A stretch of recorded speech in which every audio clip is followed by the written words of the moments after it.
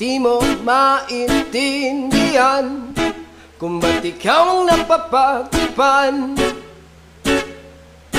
ng halik ng kamalasan.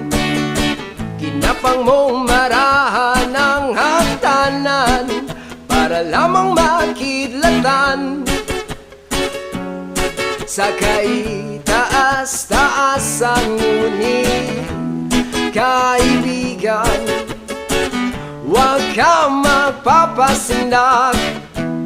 Kaibigan, easy lang saya. Dahil wala